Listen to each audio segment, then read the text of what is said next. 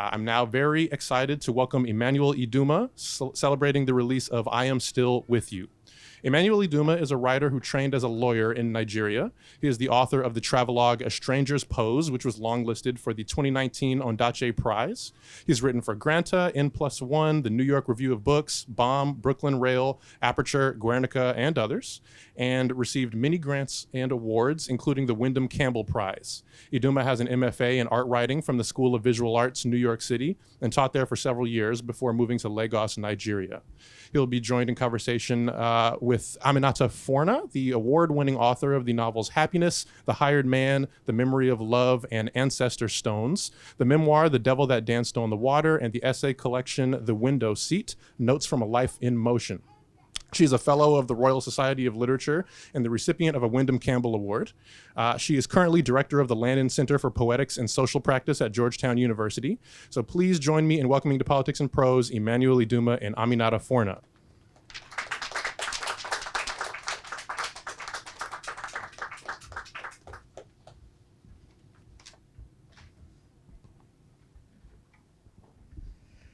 Hi, and welcome everybody.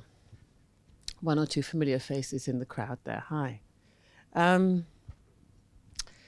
Emmanuel, this is an auspicious day. Yeah. I woke up and I had the radio NPR on this morning, and there was a discussion about the elections in Nigeria, which are taking place today.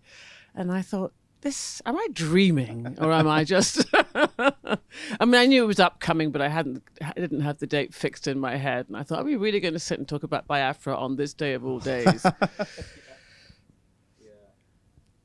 Yeah. I was just saying to Aminatta that I hope I don't pull out my phone to refresh the news, but thank you for doing this today. Well, it's a more important day to you than to me, but I think it's significant for all of us, really. Another election in West Africa, and one with quite a bit at stake. But let's. I was actually trying to think before we came on. We first met in New York City, and you had emailed me. And I've now forgotten the details, because you had emailed me and I said, I'm going to be in New York and I'm staying at this hotel. Yeah. And do you want to come have a cup of coffee? And we did. Yeah. But we were actually talking about your book before, A Stranger's Pose, weren't we? Yes. In which you follow the migratory path of Africans leaving West Africa and going to Europe, of which I have a copy here, by the way, and is an outstanding and innovative book. And we talked a bit about that, didn't we? Yes, we did. And I have watched your career very closely ever since, because I was supremely impressed with it. So I'm delighted to be here and talking about this book, I Am Still With You. Could you just talk to us a little bit about, do you say Biafra or Biafra, which is your one? Biafra. Biafra. Could you just talk to us a little bit, just set the stage of the antecedents to that war and what the consequences of it were for those people who may not be so familiar with it in the audience? Thank you. I thank you first of all for doing this and for this great opportunity. And thank you for your memoir, which I was just thanking you about, The Devil That Danced on Water. We'll talk about that a bit later, but thank you for that. So Nigeria became independent in 1960. I feel like I'm about to give like this history. But Nigeria became independent in 1960, and in 1967, a war broke out. So this was right after the independence of the country. Nigeria had been colonized by the British. It's a country that has, according to whatever estimates, close to at least 350 ethnic groups and at least 250 languages. So it's a huge country. But the major ethnic groups, as is usually reported, is the Hausa, the Yoruba, and the Igbo, in that order of numerical size. Leading to the war, there were two coups d'etats, right, where there was initially in January of 1966 a group of army majors who felt that the country was sliding into some kind of corruption and ineptitude because there was a parliamentary system inherited from the British. And so these majors decided to, lead a revolution. And this revolution quickly failed because they really couldn't really succeed in dismantling power in every single region of the country. At that time, there were 4 regions, and I think they succeeded in just one region. But they had succeeded in killing the premier, the prime minister rather, and a few other prominent politicians who were predominantly from the northern region. And so 6 months later, after the military by this time came into power, the highest ranking military official took over the government when his subordinates failed. And 6 months later, there was another coup, but this time led by soldiers who were clearly trying to remove who they felt were Igbos that were in power. But this second coup took on a different character from the first. This was an attempt also to what people began to think of as an ethnic cleansing or whatever term was bandied around at the time. And so between May of 1966 and September of the same year, there were at least, according to some estimates, almost 30,000 Igbo people or people from other ethnic groups that were also from the South that were killed. And so this population and also a population of people who had been dispossessed and became refugees were returning in large numbers to the eastern part of the country. And once they began to return, they came with all kinds of stories of being maimed and, very traumatizing tales of what they had experienced in the northern region. And this was the immediate cause for the war. And that quickly led to, in May 1967, the eastern region deciding to secede from the rest of the country. And the country was then going to be called Biafra. This is a very summarized and hopefully not sanitized reframing of the history, but that's it, broadly. Would you do us the kindness of reading a small part of the book? I might mention, actually, before you do, I'm a tiny bit older than Emmanuel, and I was living in Nigeria at the time of the Biafran War. As a child, I was living there.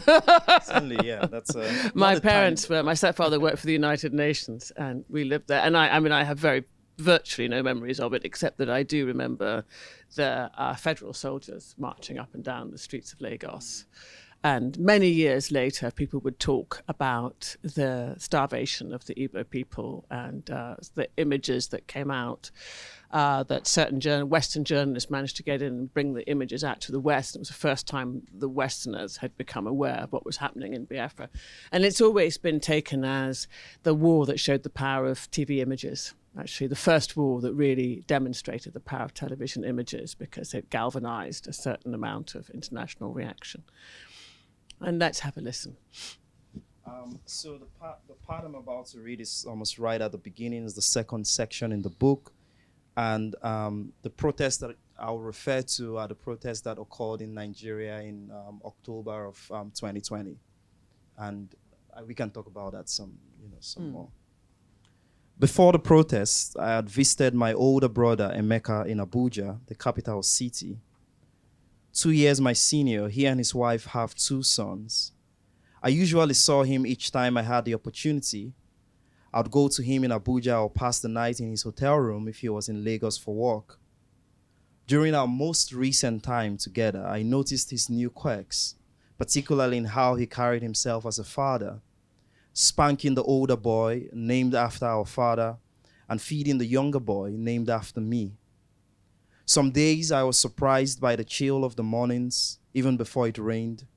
I'll take in the views of the surrounding rocks, the distant line of trees, the red earth, the wide roads, the occasional bumps, the smell of roasted corn. I told him on the day I arrived that I would like us to speak about our family's tragedy during the Nigerian Civil War. The war began on July 6, 1967, after a year and a half of cataclysms. In 1966, Nigeria had been an independent country for 6 years, and its three largest ethnic groups, the Hausas in the north, the Yorubas and Igbos in the south, had been faultily amalgamated, together with up to 300 other groups within borders created during British colonial rule. 2 coups d'etats preceded the war, the second led by soldiers of northern origin to counter the first. In the bloodletting of the July 1966 counter-coup, nearly 30,000 people were killed in pogroms in the northern region. Most of the assailed were Igbo. What had begun as a mutiny by northern units of the Nigerian army was now a popular uprising against Igbos and others belonging to the smaller ethnic groups around southeastern Nigeria. Hundreds of thousands of Igbo survivors returned to their ancestral homelands in the eastern region, whose government proclaimed its independence as the Republic of Biafra. Then the federal government declared war, referred to as a police action, to keep the country warm. The military officers who led each side, Biafra's Chukwuemeka Odumegwu Ojukwu, Nigeria's Yakubu Gowon, were in their mid-30s. Boys, some barely teenagers, volunteered to fight for the breakaway republic. They imagined a nation formed by revolutionary struggle, free from the persecution of the Hausa ruling class and its British allies. Many of the casualties of the war, as it dragged out for another 30 months, were children. In September 1968, the International Committee of the Red Cross estimated that almost 10,000 people were dying daily from starvation caused by Nigeria's blockade of Biafra. An entire generation was wrenched from the future. All 3 of my father's older brothers fought in the war. When it ended on January 15, 1970, the second oldest was unaccounted for. It is yet unclear exactly how old he was when he enlisted in the Biafran army and went to the front. He did not return home, as his older and younger brothers did. I have never seen a photograph of him and cannot tell what he looked like. What is the story of his life, since he died so young and left nothing behind? I must have learned about the war for the first time as a preteen, or even as a younger boy, when my father told me he had named me after his disappeared brother. Since then, I have sometimes felt that anytime my name is called, I echo a gesture once his. If that is true, then perhaps I can find out what happened to him. The ignorance is not mine alone. Not many in my generation of Nigerians 35 and under can speak of the war beyond the cursory summation that it's an event of the past. We were not taught the conflict in primary or secondary school, and came to it through the anecdotes of family members who lived through it. We are a generation that has to lift itself from the hushes and gaps of the history of the war. Some, like me, have confronted that history by sleuthing, buying dozens of books to uncover the causes and consequences of the traumatic events.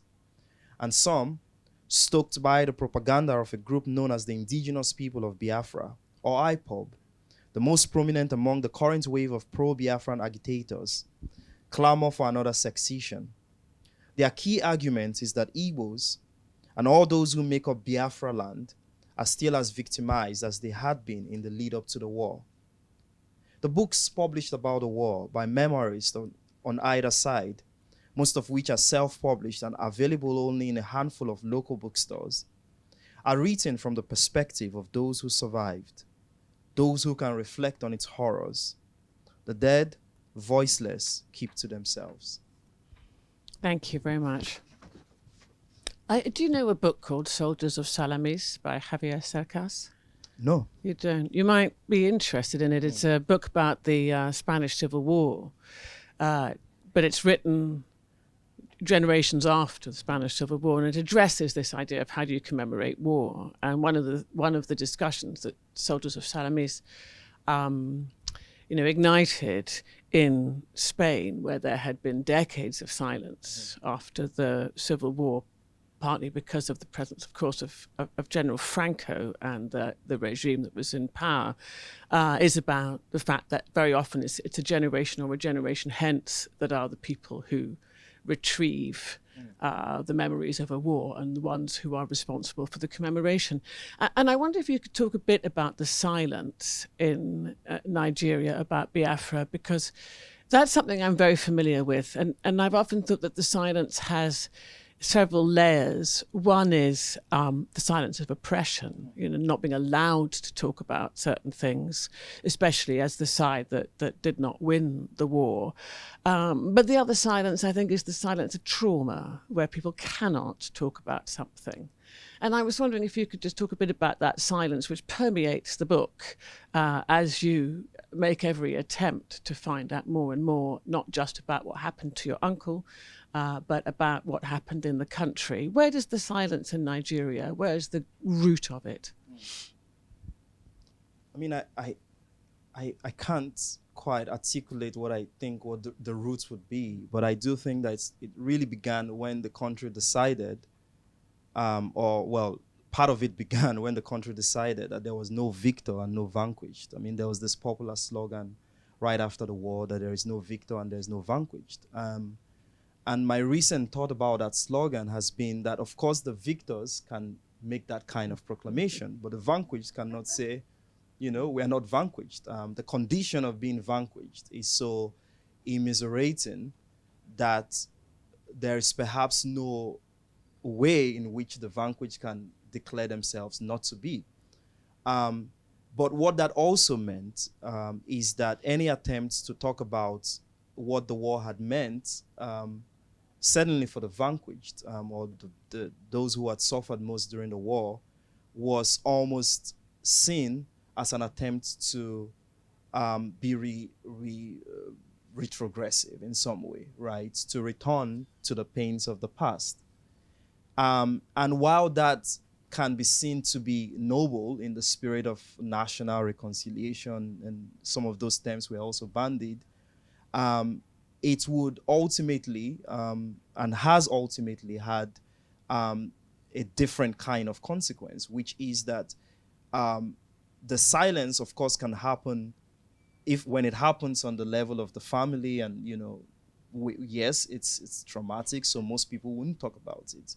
But on a national level, that would have a different character, because what that means is that anyone who begins to talk about it talks about it from the perspective of having been victimized, and which is exactly what's happening in Nigeria. But I think more importantly, what I've been struggling with, or what I struggled with while writing this book, is what is the nature of conversations that we can have about the war.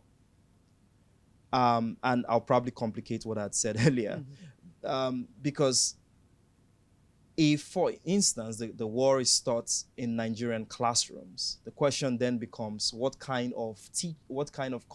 would be included in the curriculum and what would be left out. So I think that confronted with this complexity, policymakers probably decided that it's probably too complicated to talk about, or to include the war in the curriculum. And so now I think that this book came out of that question of how can we talk about something that probably has been accepted as too difficult to talk about. Yeah. I mean, I think this is a problem that affects all civil conflict. Maybe all conflict, but certainly all civil conflict.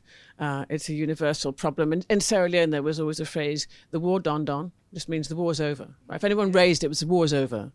But I'm really interested because in the difference, because, since, the last sort of, ever since South Africa, really, there's been some sort of formal process of national reconciliation, right? For better or for worse. Sometimes it works, sometimes it doesn't work so well.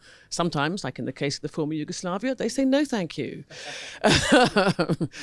But, I'm interested in, of course, that didn't happen in Biafra, except in the way that you describe. So then it's left to other people, to generations afterwards to figure it out. Politicians have failed. The school curriculum, people who write the school curriculum don't want to deal with it. So is it then left to the artists? Yeah, I think that there is, I mean, there are all kinds of ways we can talk. We can talk about the war on a political level, which I feel like, well, I don't want to slide into conversations about the election, but there is certainly a way in which Nigeria has to confront the history of the war, or, in relation to its what is called the federal character, for instance, right? The idea that at the center of at the center of the country, right, everyone has to be represented. So that's a political conversation, and it has to happen in some way. There is, I feel, an artistic conversation. Probably that's the one I'm more familiar with, which sort of attempts to tell a story of how the story is told, right? And this is what was important to me. That what I was hoping to communicate in the book was not just, eventually, not just what happened to my uncle, but the attempt to discover what happened to him, or my attempt to come to terms with the history of the war. And of course that did something for me. I had my political reckonings, my understanding of Nigerian history on a certain level that I would not have if I didn't go on this task. And so on the artistic level, I do think that there is an importance, it's important that people begin to figure out how to tell these stories. And it's not really about what, I think it's more important how the story is told than even the story itself. Tell us a bit about the journey to find those answers, because it is full of frustrations and dead ends. And, as one reads on, one feels more and more sympathetic and frustrated. And yet, to me, it was very familiar in many ways. Because sometimes you're stonewalled, right? Sometimes you just can't get people to give you the information. Sometimes people give you the information, but they do it on the sly, quietly. There are times when you're told, don't talk about that here, or you don't let people know why you're here and what it is you want. I mean, that alone is quite fascinating, and especially, and I guess this speaks to what's happening now in Nigeria, because that you're asking about something that happened in the 1960s, and people are still saying, don't bring that up. Right. So when are we going to talk about what's happening now? Yeah. But tell us a bit about that journey. Yeah. So just to, familiarize you with the story or the journey, I had spent years in New York, and then I moved back to Nigeria and decided that I wanted to be close to my family for a few reasons, but I also wanted to go on this journey right after I returned in order to, discover what happened to my uncle. And the journey I felt would unfold in two ways. My journey to meet with my relatives, but also my journey into place that or that were self-designated as monuments of the war, right? So places where the last battles of the war had been fought. And that was an attempt to, in a sense, find my uncle speculatively or conceptually, because, there is, the general sense from my family that he was last seen in the last year of the war. And I felt if I sort of traveled to the last, the places where the war was last fought, I would connect to him in a certain kind of way. And so I began this journey, essentially relying on my chance encounters, really. Even if I go to a place where, for instance, something major had happened, like Uli, where the airfield that was used by Biafra was, I couldn't figure out how to find the actual airstrip. And I should tell a story that'll probably highlight this. And so I'm in the town, and I stop like a motorcycle, and and I say to him, I want to go to the airfield, and he's completely confused. What airstrip? What are you talking about? and I say airstrip, war, and I'm trying to articulate it in Igbo. My Igbo is not as great. And so he then says to me in Pidgin, do you want to go to the bunker? Right? And I hadn't known that there was a bunker. And so I said, oh yeah, let's go to the bunker. This is exciting. I'll find out something. And so we go on this trip, and it's about 20 minutes. And then he shows me, and he says, oh, actually, this is where the airstrip was. And of course, there is nothing that resembles an airstrip. It's just really it's completely forested and all that. But he's taking me to the bunker. And we get to the bunker. And to cut the story short, I realized that his family actually owns the land. Mm-hmm. And at that moment, this is completely unplanned. This is not something that I could have made up. I realized that, there is something, in a sense, I don't want to be spooky, but there's something in the air. Mm-hmm. Where a random guy I meet, he's now in a place, or his family is now in a place where they are contesting that the government should give them back the land, because no one can do anything on the land because there is this bunker. Mm-hmm. And so, yeah, I went there, yeah.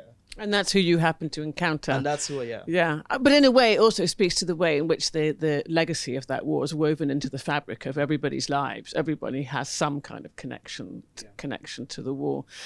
Actually, something that you said in that about, the way you'd planned the trip, going and finding your family as much as finding what had happened, the uncovering the events of the war and the history of the war and the narrative of the war, how it's told and not told.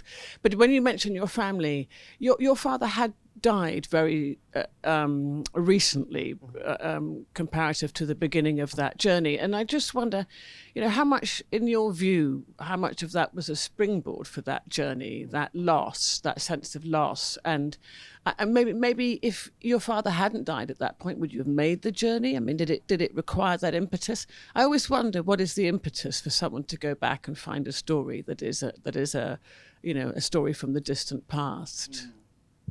Yeah. His passing was certainly the inciting incident of the actual journey. But something I feel in retrospect that's remarkable that happened, that a month before he passed, or 2 months before it, around roughly 2 months before he passed, I'd sort of been struggling with what my next book would be. The previous book was just about to come out, and, I don't know if you felt that, where this thing is going to be out soon. I need to figure out what's next. Yeah. And so I was in this state of completely trying to figure out what's next. And for years, I thought that I would write a novel in relation to the war. I thought that I would write a novel about the aftermath of the war. And the novel was going to be the story of a young person whose father had been killed during a pro-Biafran, protest, and then many years later, because the body of his father is not returned to the family, he decides to go on a search for his father's grave. And around the time my father was just a month or so before he passed, I suddenly realized this story I'm trying to tell through fiction is actually the story of my uncle.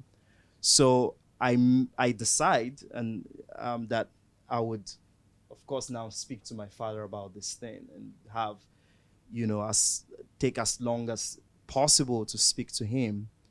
But he had just fallen ill, and that was it.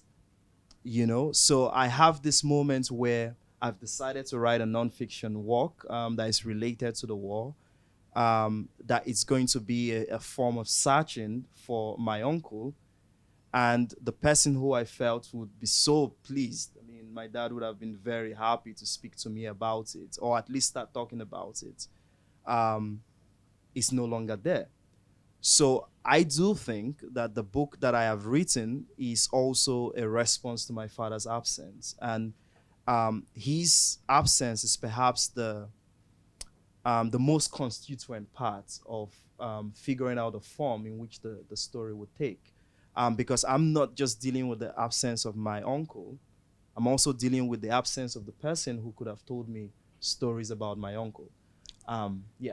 it's very evident you're dealing with the absence of the record. Yes. And your father's personality and character and your relationship with him carries all the way through the book. What's one of the things that comes up over and over again is that people you talk to can't remember what your uncle looked like. Some people say he was very dark-skinned, and other people say he was very fair. And that's like, what? I mean, it's quite a sort of basic. Yeah, but they seem to agree he was a good wrestler for some reason. Which they agree on that. But so the vagaries of memory really are writ throughout the book. Is that here is a story you're trying to tell. The main a proponent of that story is gone, and you're relying on other people's very dubious sense of recall. I was just wondering if you did in fact think. Because also that the sources you use are, sometimes it's newspapers, sometimes it's a photo, sometimes it's a conversation, and it's beautifully put together, and it's very innovative as a creative work. But did you ever think maybe I should have written a novel? Would it have been easier if I'd written a novel? I in fact I was thinking about it yesterday that perhaps I should still write the novel, but there's still time. Well, yeah, but I'm not sure if people would feel like you're circling around the same theme. But I feel that way, and I sometimes envy writers, which I don't know if it's exactly if they'll think about it that way. Envy writers who seem to have the information, and then the question is, how do you work with it, right? I'm talking of people who are writing nonfiction that seem to have found a record and are simply making their way through it. But I don't necessarily think that's true, and I'm thinking about your memoir actually particularly, because even if you did have all the records, let's say, I don't think that the nature of your father's absence, in a sense, was tempered, right? So I would think that the nature of my uncle's absence, without all the records that you would have had, is similar. Who, me personally? Yeah. Well, yes. Oh, I didn't have much in the way of records, but I went around. It was a more recent event. I wrote a memoir called "The Devil That Danced on the Water," which was about the killing of my father in Sierra Leone. He was killed in 1975. He was a political activist and a dissident, and he was killed in 1975. So it was a little bit closer, but also I had my memory, So I had everybody in the case of my book, the key people, my mother, my stepmother, they were alive. But I do remember having that sense of I'd better hurry up because people were beginning to, fall off their perches, as we say. But people were beginning to pass on. And I thought, if I don't get this record down, it will be gone. Yeah. Can I talk a little bit about... No, let me pick up on that because, there's no reason why you shouldn't write a novel. And I say this because I did write a memoir about the, civil conflict in Sierra Leone. And then I wrote a novel. And then I wrote another novel. And then I wrote another novel. So, one finds so many different strands. Once you start other areas. So I guess I just think of all the things that you uncovered while you were on the search for your uncle. What were the stories that sort of have left you thinking this is something else that this country needs to confront, or an artist within this country needs to confront? I'm gonna think about that a minute.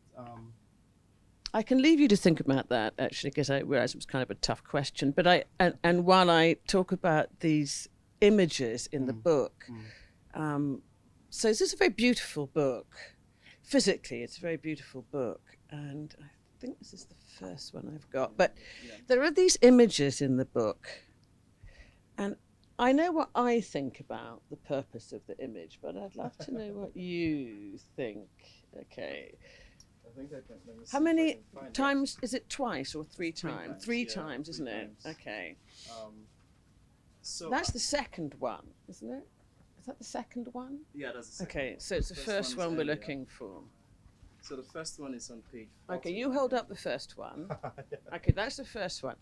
Okay, then that's so what it shows is the first one. Both of them show recruits. they are recruits who are being processed for the fight. Are they're Biafran on the Biafran Yeah, they're side? on the Biafran side, yeah. Okay. And then what happens is the image zooms in. The image zooms in, right? So when I first saw this, it looked to me almost like a work of art because they're all so similar with their shaved heads and under the sun and the skin color that I thought that it was a pen and ink or something like that. And then the image zooms in, and then the final image zooms in even further. And as each image, as you get closer and closer to the image, what you begin to see are the details of the men's faces, right? And you see that all the men are different from each other, right? It's the distance that makes them look so similar. And so I thought that was about locating the individual in the mass. Am I on the right track? Absolutely, Okay, absolutely. I mean, I had done a book, if I can, Yeah. also, since we are doing a Show and tell, yeah. I had done a book that has like over 40 images. So I'd sort of, been always interested in the possible affinities between image and text, and what is revealed by a photograph that cannot be revealed by a passage, and vice versa, and how images function evocatively rather than just illustratively. And so before I even conceived of this book, what had initially been important to me was to do something I called Camera Biafra. So I'm just saying it so that nobody uses that title.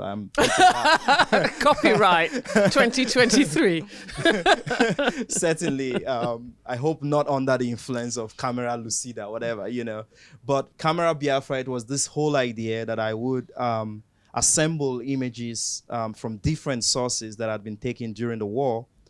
And the images I was interested in were not the images that had been distributed quite widely in the West during the war, which were mostly images of starvation or images of starving children or images of people, dying. What I was interested in were images like this one, which were more, in a sense, aslant, were, illustrating the miseries of the war or the just the hopes of people during the war in a different kind of way, or pointing to the tragedies of the war in a less scandalizing or a less direct sense. And so I had this idea. So the question was, what kind of text would I write? Every time I started thinking about the text, what was mostly available to me were, very direct captions, right? You just write a text describing what you're looking at in the photograph. And if I was attempting to describe what I saw in the photograph, I'll slide into the same kinds of things that I was hoping to get away from. At least this is what I thought at the time. And so I have all these images, right, that I've been looking at and thinking about for many years in relation to the war that I couldn't find useful, in a sense. But this was the most important image for me, showing this. It's actually an image that was taken as a landscape image. And so what you actually see is even a further, Right. cropped. Cropped already. Cropped, or it's already cropped. And why was this important to me? Exactly what you said, that in looking at these rows of men, one can then begin to pinpoint individual faces. And in pinpointing individual faces, when I don't have, a photograph of my uncle, one of these men could be my uncle. I mean, this is so, I hope it doesn't sound so like a cheap trick. Well, but this was the thing for me. Yeah. I mean, I think what I looked at when I looked at that image and saw the particular details of each man is what happened to each one of them. Right. Yeah. Because well, I know I won't. I better not give away. Yeah, because not, and the idea was that none of these men share the same fates. Yeah, exactly. This exactly. What some of them could still be alive. And sitting with their grandchildren, and some of them might not be. Some of them might be, somewhere Yeah. Their bones lost somewhere in the bush. So I am going to go to questions now. If anyone has a question they'd like to ask, I think we were. Yes, here's the mic. I don't know if there's another one. Nope, there's the one mic there. If you have a question, it's behind the pillar. I don't know why it's behind the pillar. I know, it's kind of weird, but Could you maybe just move it out so that other people super? I guess it's Oh, I see. It's the wire. I think it should be fine. It'll work. It's not a big room anyway. We can hear you. Okay. Hi everyone. So I'm Ife. I'm Nigerian as well. I go to school at Harvard, and it's a pleasure to meet you both. So my question would be, like, how long did it take you to write this book, and also, if you are a photographer as well, because I kind of follow your newsletter and I sort of like find it interesting. It's called Candlelight. Yeah, and I just find it interesting, like how you're able to write, and also interested in images, because I don't find that many writers who do that. So I'm just very interested in your journey as a photographer and how that impacts you as a writer. I know some of those things have been said, but I'd just like you to like share more on that. Yeah. Thank you. Thanks. That's good. So the first question is how long it took me to write. So there's the more metaphysical sense in which I can say, I've been writing this book my whole life, which I did write somewhere, but that's a ruse in a sense. But I do mean that I have been, as I said, I'd been trying to figure out a form of a book that dealt with the aftermath of the war for many years, for at least at this point 8 to 9 years. And I have drafts of maybe like 10 or maybe 40,000 words somewhere of a novel that I can't show anyone. But so in that sense, I've been trying to figure out how to tell this story for a while. But the actual writing began, as Aminatta said, right after my father passed. The actual, piecing together of the narrative. And so this is around 2019. I had initially written a piece for the New York Review of Books where I and some of it makes it into the book, where I consider the lives of 3 people. So my uncle, Christopher Kibo, who was this, or still well-known Nigerian poet who was killed, or it's actually a very interesting story. Kibo's story is a different book, but he had died during the war. He was a poet, and very wonderful poet. And then Priyara Makra, the third figure was Priyara Makra, who was also killed during the war, and he was a Kenyan photographer of Indian origin. And so I sort of thought through how to bring these 3 figures together in my thinking about the aftermath of the war. So that was the real first thing I wrote in 2019. And then, we had the pandemic, right? So that sort of accelerated my progress, because I really had just come back from some of the traveling and had nowhere to go. So I had to sit down and figure out this thing. And so I think relatively compared to, say, my previous book, it took far quicker to write than I had even expected.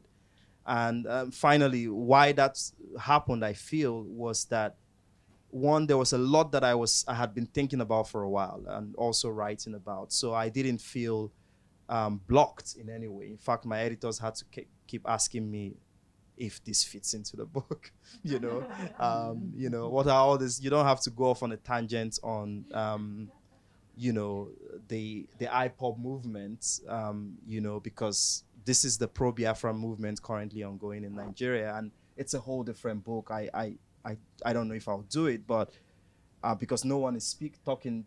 If you're not a member, nobody is going to give you the full gist, really. So it took essentially 3-4 years or so to put together. But the other question about images, I am hesitant to call myself a photographer, not because I don't take photography seriously, but really because I'm still trying to figure out what I can do with photography on my own terms. And I hope that my criticism about photography is not getting in the way, because I write often about photographs, and I now think that maybe I'm too too worried of being written about. The self-critic has taken hold. But yeah, so that's my I mean, yeah, as you say, I send out for a newsletter that highlights the work of African photographers, and it's it's tender photo if you're interested in subscribing. Yeah. Is there another question? A general question. How do you even make a successful book? I think we're all still waiting to answer that one. Yeah. Yeah. How do you make a successful book? Success, I mean, will have to be defined in various ways. I think it's a great success to actually complete a book and have it and have your editor say to you, okay, I think we are done. Which is for me, one of the best moments actually, that the editor writes back and says, I think we are moving to copy editing. So that's really how I define success, right, in relation to my writing. When I feel that, I feel like there's nothing else to give to the book in terms of the writing. And this is, of course, after multiple drafts. Sometimes it takes longer, sometimes it's shorter, that I've given all that I can give. Of course, at this point, I feel like if I were to write this book, I'll write a completely different book, maybe with different kinds of maybe that's why I should write a novel, actually. But yeah, how would I don't know. I mean, maybe you should help. For me, it's intellectual satisfaction, I think. I mean, all the stages you're talking about are absolutely wonderful. Simply getting to the end of it is such an achievement. I love the minute the covers start coming in. Yeah, And that's a good, the minute the reviews start. But for me, it's intellectual achievement, over the arc of a career where, you see other writers sell way more books. Right, and there are those people or go off and start writing for Hollywood or do different things. You have to decide what kind of writer you want to be. Do you want to be a writer who makes heaps of money, or do you want to be a writer who changes the world, or both, or or just changes your part? Yeah, both would be really the best, or just your part of the world, or one person's mind. But for me, it's always been I set out with an intellectual purpose and an artistic purpose, and it's whether I think that's been fulfilled, to me, is the interesting.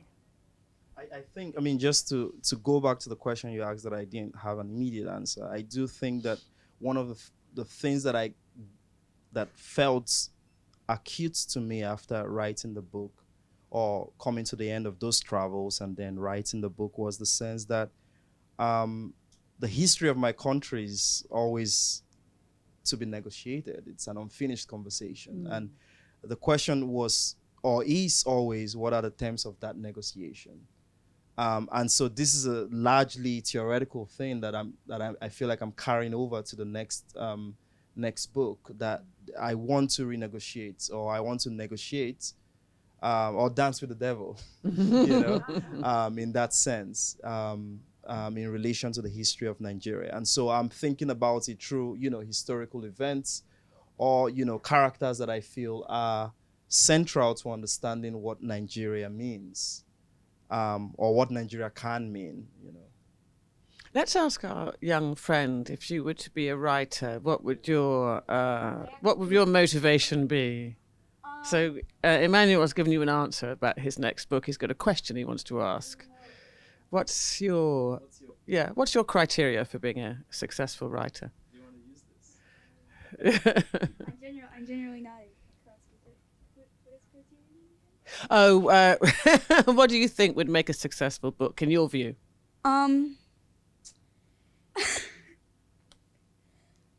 What I think would make a successful book would...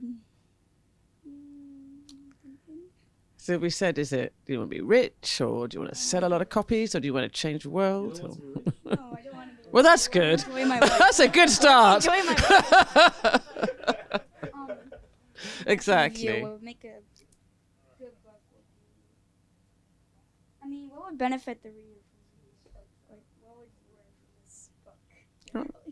This story? Yeah, I think that's a great answer. And I think that's exactly what writers are doing. They're trying to think, if I picked up a book, what do I want from it? Will I take from it what the writer intends? And people take different things. But yes, I think that's where we all start with books. Thank you very much. Yes. Thank you. Oh, I think one more question. And what time? Let me have a look at the time. But yes, definitely. Oh, yeah. It's because for the purposes of recording, if you wouldn't mind. Yeah, I know there were details you were hoping to discover from your father who passed, but to what extent were other family members, or perhaps if you came across friends or close friends of your uncle, helpful with information? They weren't very helpful, actually. I mean, they they had, the question was, that my uncle was a different generation than my father's generation, right? The way our hometown is generally structured is along age groups.